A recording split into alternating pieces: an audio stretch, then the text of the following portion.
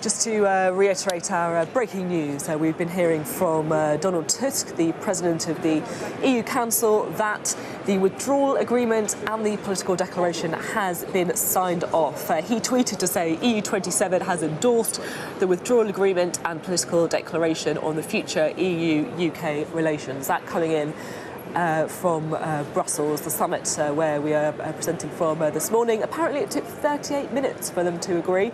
Something tells me that if British politicians took 38 minutes to sign it off to, Theresa May would be a very happy woman indeed. So that news coming in that the EU leaders have endorsed the Brexit deal, perhaps the end of the beginning rather than the beginning of the end of Brexit. Well, the story is likely to come very quickly back to the UK, because when the Brexit deal comes before Parliament, every vote counts, and Theresa May might find that her fate lies in the hands of a small band of Labour MPs. One of them is Lisa Nandy. So let's talk to Lisa Nandy, who joins us live now. So the big question, I suppose, is we've now got that endorsement from the EU leaders. Is the deal on the table something that you will be supporting? Well, I'd hoped that it would be, but in all honesty, no, it's not. And it's inconceivable now that when this comes before Parliament in just a few days' time that I'll be voting for it. I won't be voting to support the withdrawal agreement. The problem isn't the withdrawal agreement itself. It's this 26-page political declaration that comes alongside it, which still, even just with a few days to go until this crunch vote, offers no guide as to what the future holds for the UK.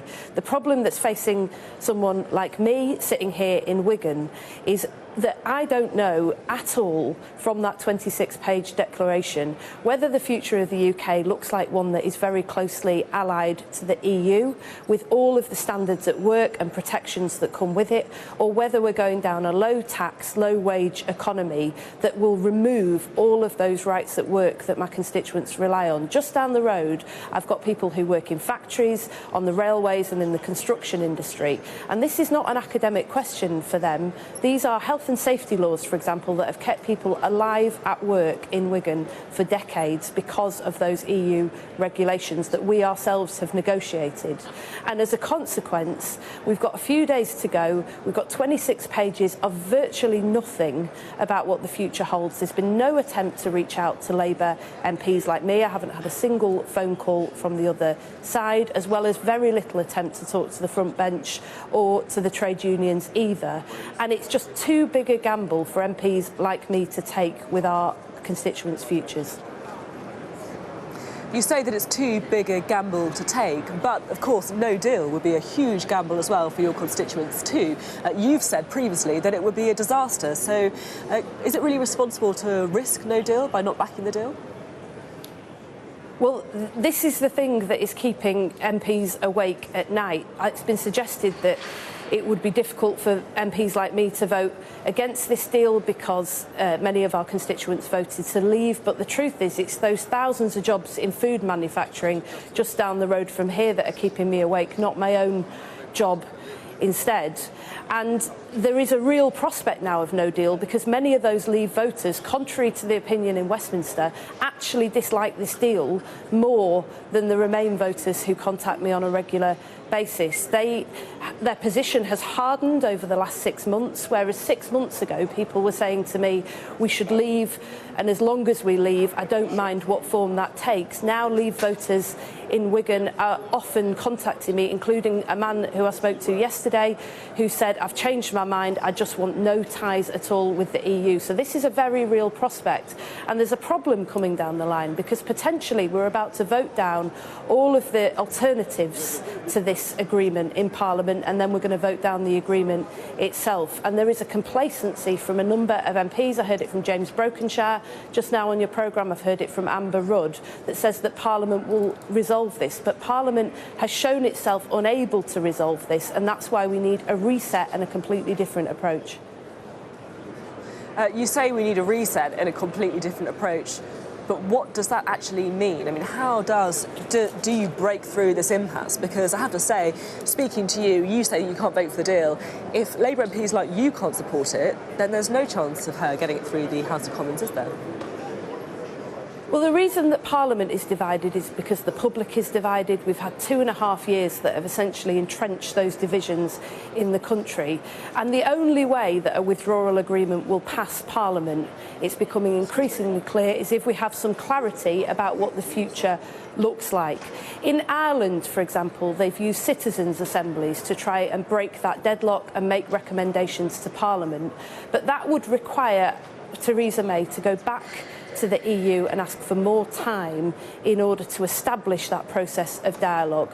Because the truth is that I represent a lot of people in Wigan who voted to leave, but I also have many constituents, like all of my colleagues, who voted to remain, and we will not settle this through a tug of war. People have to feel that they have a stake in their future. If I were Theresa May, what I would be doing now is accepting that this withdrawal agreement is not going to pass until we've had that process of dialogue, until we've given the public and Parliament a real say in what comes next, taken some of the heat out of this debate and shed more light on what should happen next instead. That will mean delay. Delay has a cost, I accept that, but we have to be honest with people now that there is no option on the table that doesn't have a cost. I'm sitting here in Wigan where 30 years ago the Thatcher government decided to close the mines, and we're still dealing with the fallout of that decision now. I don't want to be sitting here in 30 years saying to you, we made the wrong decision, we didn't take the time to get it right, and as a consequence we're dealing with the fallout again. What does the delay mean? Are you calling for an extension to Article 50 so that more negotiation can happen?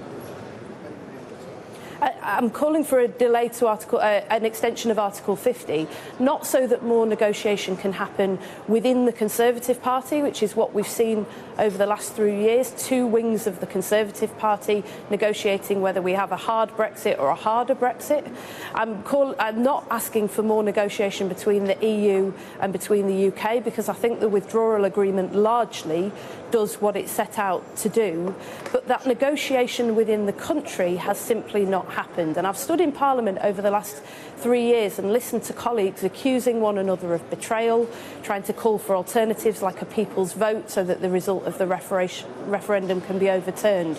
But we won't settle this through a tug of war, and we won't settle it through the angry rhetoric that we've had over the last few years. That's why we need a process of dialogue and consensus. In truth, she should have done this 3 years ago, and there were people like me, but many other bigger voices like Gordon Brown as well, calling for that. We've wasted a lot of time, but we need to take the time to get this right. And I appreciate that many people in this country are desperate for us to move on and try to look at the issues that really matter, like mental health, like social care, all of which matter more to my constituents actually than this ongoing desperate debate about the EU. But if we don't get this right, we're not going to resolve it, and we will still be talking about it in 10 years' time. And that's why I say she has to go back, extend Article 50 and start that process with the country that she should have done 3 years ago.